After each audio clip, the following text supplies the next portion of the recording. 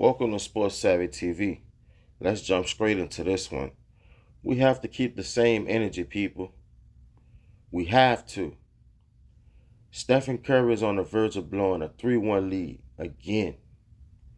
And if he does, this is going to put a big stain on his legacy because he was favored to win this series. Even though they like a 6 or 7 seed, whatever they are, they were favored to win this series. The experience with Jimmy Butler. If y'all don't remember, the Warriors one of the hottest teams going into the playoffs, man. They were unstoppable with Jimmy Butler. No excuses. They had won 19 out of the last 21 games. They were balling. If they lose this series, it's going to be an all-time choke, man. Real talk. Because the Rockets came into this series, they came into this series ready to play ball. The Warriors didn't really expect the Rockets to play how they playing. But you see, a guy like me, I called this. Everyone picked the Warriors to win this series. I haven't seen anyone pick the Rockets, but I did. I said Rockets in 6.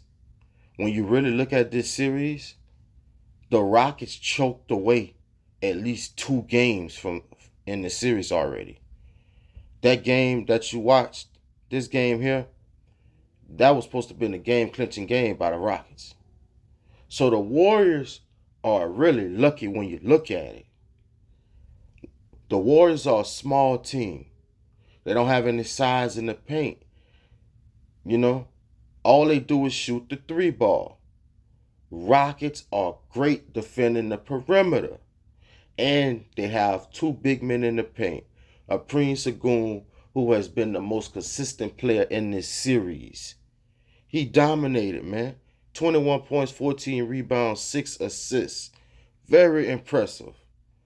Fred VanVleet.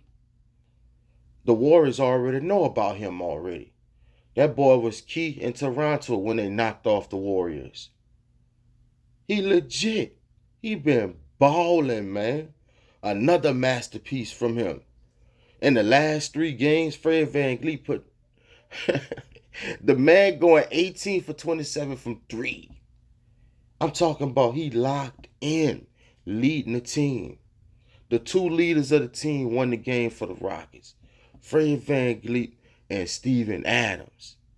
Ime Udoka is out coaching Steve Kerr.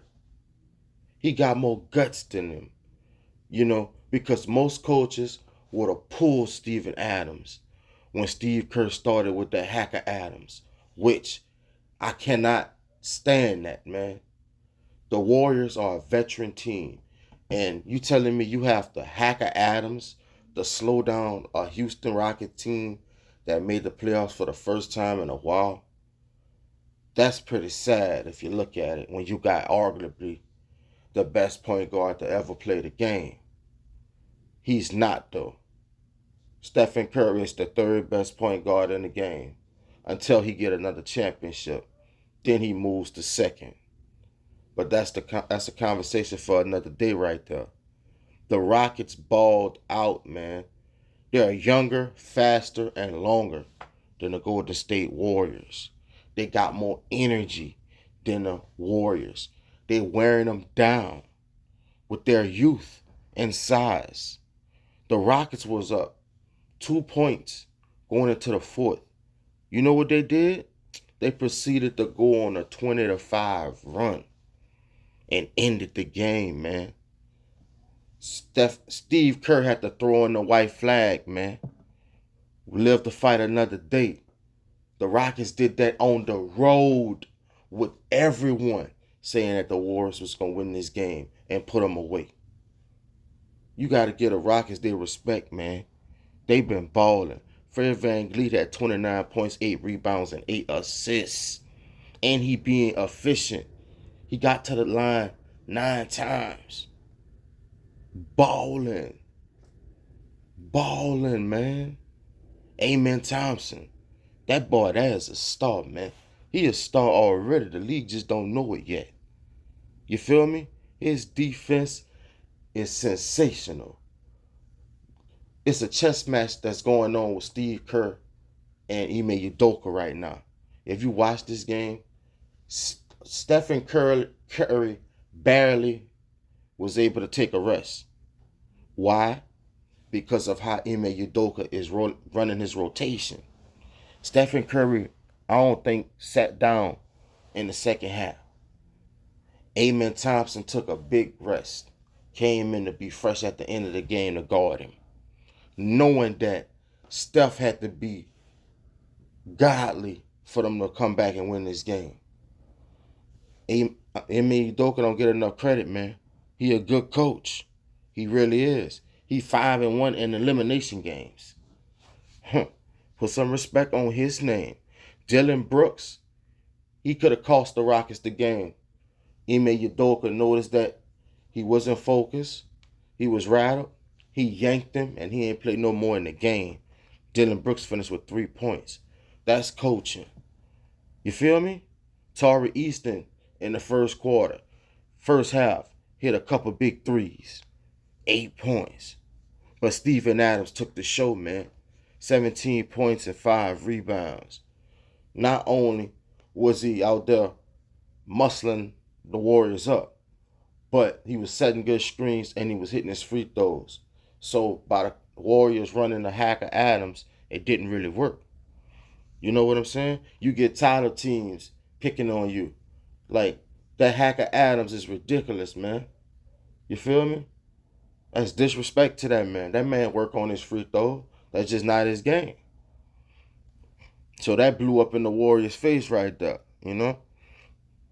When you look at the Rockets had 42 points in the paint compared to the Warriors' 32.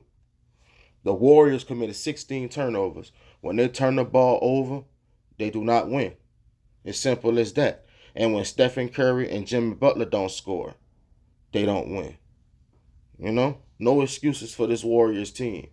They're being outcoached and outplayed by the younger and tougher team. The Warriors shot 41% from the field. And check this out. Stephen Curry in the elimination game, you would expect the Warriors would shoot good from 3. They shot horrible. 31% from 3 at home. Meanwhile, the Houston Rockets shot 40% from 3. That's your ball game right there. The Rockets shot 45% from the field, and they were pretty decent from the free throw line with 72% from the field. And they only turned the ball over 11 times compared to the Warriors 16. They were balling, man. You got to put some respect on the Rockets' name. They are here. It ain't no more. They coming. They are here, man. And I expect them to pull off the upset at home in Houston. You know? Steven Adams was the X factor in this game. I mean, they were dominant with Steven Adams on the floor. The Rockets was a plus 53 with Adams on the floor and a negative 39 when he was off the floor. That tells you a lot about the game. To start the game, the Warriors decided to start Gary Payton II. Some more defense, rebounding in the game on Fred VanVleet. VanVleet went up for 29, man. You know?